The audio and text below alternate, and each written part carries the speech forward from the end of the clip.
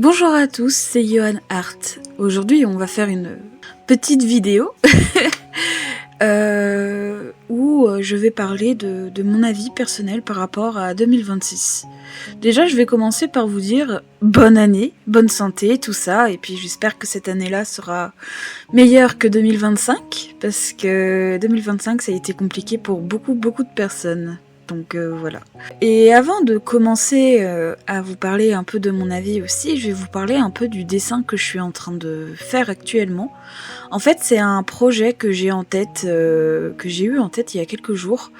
Un projet un peu shonenesque et fantastique, avec un personnage féminin et un personnage masculin pour l'instant. Le personnage féminin s'appelle Zendaya et le personnage masculin s'appelle Dennis. Et du coup, c'est un dessin que j'ai fait entre guillemets à la va-vite, mais j'ai surtout utilisé une référence un peu j'ai utilisé une référence Pinterest pour la pose parce que je suis pas forcément, j'avais pas forcément d'inspiration là pour faire une jolie pose de moi-même, et puis je faisais un tour sur Pinterest et puis j'ai vu cette pose là qui était assez intéressante, et puis voilà. Donc mon avis par rapport à 2026 pour l'instant, de mon côté, 2026 me prévoit une plutôt belle année. J'ai beaucoup de bonnes nouvelles dès le début d'année, comme ça fait beaucoup plaisir. Je vais bientôt avoir mon chez moi, je vais bientôt déménager, enfin, parce que ma situation actuelle est un petit peu compliquée, mais là ça va faire du bien d'avoir mon chez moi, que je vais pouvoir faire comme je le souhaite et tout, et je vais pouvoir me rapprocher des personnes que j'aime, donc ça fait vraiment du bien. Et aussi une autre très bonne nouvelle que j'ai, Le Prodige de la mode, mon nouveau webtoon qui sort tous les mercredis à 16h30, fonctionne plutôt bien, parce que actuellement je suis presque à 4000 vues et puis j'ai dépassé les 150 abonnés. Je crois que je suis à 170, quelque chose comme ça. Et ça fait vraiment du bien au moral, parce que c'est une histoire qui me tient vraiment beaucoup à cœur. C'est une histoire qui a sa propre histoire, on va dire ça comme ça. Et j'avais vraiment très peur de pas pouvoir créer ce webtoon là. Et c'est grâce à une amie, ma meilleure amie, qui s'appelle Mamie Grenouille. Voilà, je lui fais des gros bisous. Mamie Grenouille m'a raconté une anecdote par rapport à une phrase qu'elle a toujours, qu'elle s'est tatouée et tout, par rapport à un événement qui lui était arrivé dans la vie. Et en fait, cette phrase toute bête, et que pour moi je n'avais pas inclus dans mon quotidien, et que du coup je me restreignais énormément sur pas mal de choses. Cette phrase, c'est « et pourquoi pas ?» Je sais que ça peut paraître bizarre ou un peu naïf, mais grâce à cette phrase-là, j'ai réussi à me dire « et pourquoi pas ?» pour énormément de choses. Par exemple, là, dessiner un projet qui verra peut-être jamais le jour, mais que j'aime beaucoup le design des personnages, et pourquoi pas je ne pourrais pas les dessiner. Pareil, il y a pas longtemps, j'ai fait un dessin de Eluva Boss que je voulais faire depuis un bon moment déjà, et que je n'osais pas le faire. Et grâce à cette phrase, je me suis dit, et pourquoi pas ? De toute façon, ce dessin-là, il sera pour moi, je le mettrai dans mon coin bureau, tout ça et tout. Donc pourquoi pas, je vais le faire. Et du coup, je l'ai fait. Et depuis que j'ai cette phrase-là en tête, il y a beaucoup de choses que j'arrive à faire. Et Le Prodige de la mode est en train de devenir un projet qui a de la gueule, voilà. Un sacré bon projet qui raconte une bonne histoire. Et aussi quelque chose qui me touche à chaque fois, c'est vos avis, vos commentaires que vous laissez sur mon projet, et ça fait toujours du bien au moral de les lire, de voir que ça vous plaît et que ça réalise et que je réalise par la même occasion un de mes plus grands rêves, c'est de créer des histoires où vous ressentez des émotions. Comme n'importe quelle histoire, mais c'est tellement compliqué de faire ressortir des émotions et de créer une histoire que j'avais tellement peur que ça ne vous plaise pas et que je gâche un peu ce projet qui me tient vraiment à cœur depuis 2021.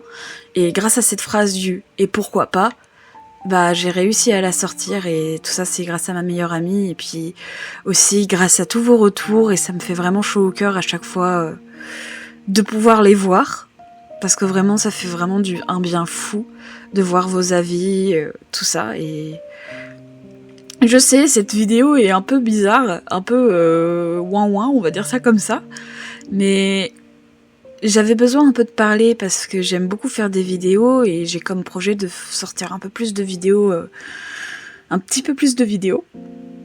Mais là, actuellement, j'habite toujours chez ma meilleure amie. Donc les vidéos un peu face cam et tout, bah, pour l'instant, je peux pas forcément trop me le permettre parce que je sais que j'en ai sorti une pour mes résolutions de 2025 et de 2026. Mais là, c'est vraiment, je vais bientôt avoir mon chez moi, je vais pouvoir faire comme je veux et je préfère avoir mon décor, tout ça, et que vous vous habituiez un petit peu au décor que j'aurai par la suite, qui sera le décor officiel un peu de mon logement. Parce que j'ai toujours comme objectif de sortir des vidéos un peu vlog, tout ça et tout, et j'espère que très sincèrement que ça pourra vous plaire, tout comme ça me plaît à moi. Et je vais essayer aussi de me relancer sur des projets d'animatique, parce que j'ai déjà fait 2 animatiques. Un par rapport à Moi si j'avais un coloc, mon tout premier webtoon, et un autre par rapport à un projet qui s'appelle Je me déteste tu m'aimes, où c'était les personnages de Léo et Aiden qu'on voyait dessus et tout, et c'était un petit animatique assez sympa. Mais je pense que je ferai un animatique par rapport au prodige de la mode avec Samir, cet énorme BG, et Oshi, voilà, le personnage principal. Et j'espère que par la suite, je vais pas vous décevoir. Je vous avoue, actuellement, le dernier chapitre qui est sorti, c'est le chapitre 7, qui est sorti hier. Et j'avais énormément de peur parce que j'ai pas fait un certain truc dans ce chapitre, parce que je pensais que ça allait être trop tôt par rapport à ce que je voulais raconter et par rapport à la manière de développer les personnages, tout ça, et je pensais que ça allait être trop tôt, et je pensais que j'allais avoir des commentaires par rapport à ça, comme quoi ils pensaient qu'il allait avoir ça, et en fait ils allaient être déçus, des choses comme ça et tout. Mais au final, j'ai pas eu de mauvais retours ou quoi que ce soit, et ça fait du bien quand même. Parce que je me suis dit, bah ça va, j'ai pas gâché mon webtoon juste parce que j'ai pas inclus cette scène-là dedans, mais qui arrivera bientôt. Mais j'ai pas inclus cette scène-là dedans, et ça va, ça n'a pas détruit totalement... ça n'a pas détruit mon webtoon juste parce que j'ai pas inclus cette scène-là, et je pense que mes lecteurs devraient être un petit peu d'accord du fait que ça allait être un petit peu trop tôt. En tout cas, tout ce qui m'arrive actuellement en 2026, mon projet qui marche bien, le fait que je vais bientôt avoir mon chez moi, et puis que moralement, physiquement, ça commence à aller mieux, je perds du poids, tout ça et tout, bah voilà, pour moi, et puis même inconsciemment, ça commence à aller beaucoup mieux, tout ça, donc psychologiquement, ça fait aussi énormément de bien.